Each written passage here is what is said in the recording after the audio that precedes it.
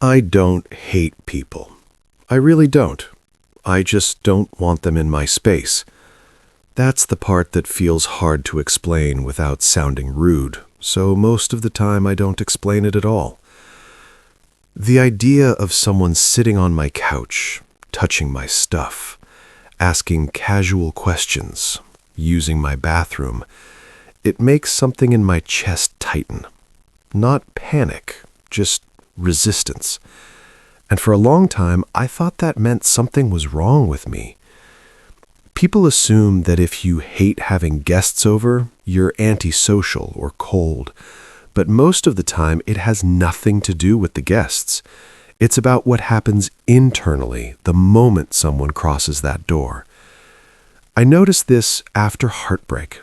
Before that, I didn't care much. People could drop by, stay late, fill the room with noise. It was fine. Then something changed. My apartment stopped feeling like just a place I lived. It started feeling like a fragile recovery zone. After emotional pain, your brain gets very protective. Home becomes the only place where you don't have to manage anyone else's expectations. You don't have to perform being okay. You don't have to adjust your mood. You can just exist. Guests disrupt that, even when they're kind, even when you love them. Your nervous system doesn't see guests as neutral. It sees stimulation, sound, movement, eye contact, questions, energy.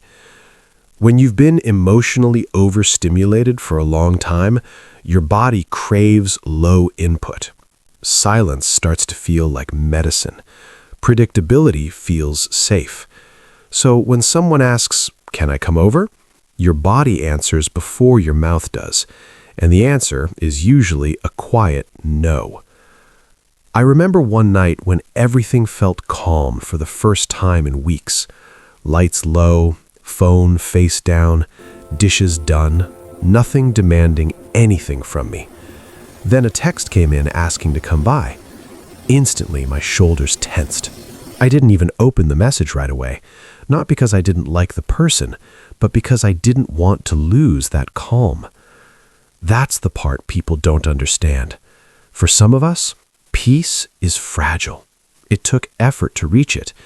Having guests means cleaning your space, but also cleaning yourself emotionally, adjusting, preparing, making room for someone else's presence.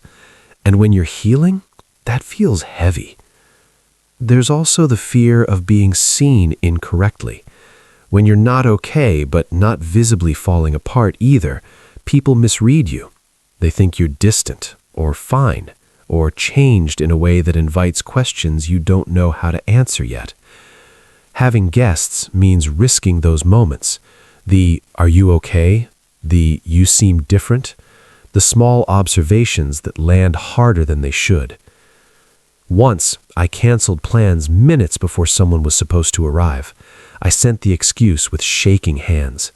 And the second I did, my body relaxed. That's when I realized it wasn't about them. It was relief. Psychologically, this isn't selfishness. It's emotional overload.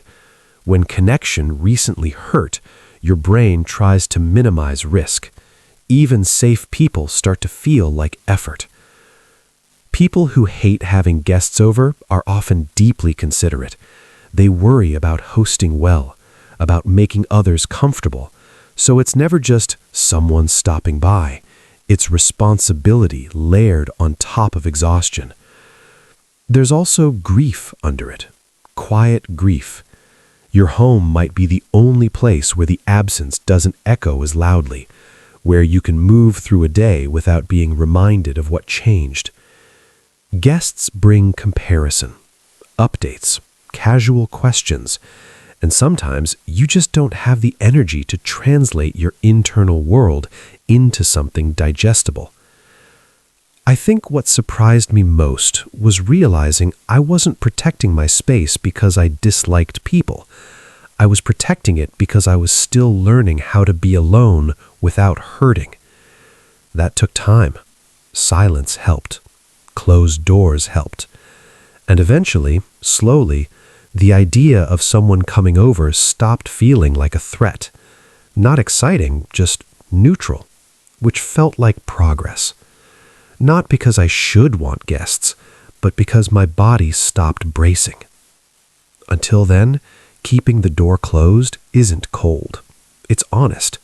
And sometimes, that's all you can manage.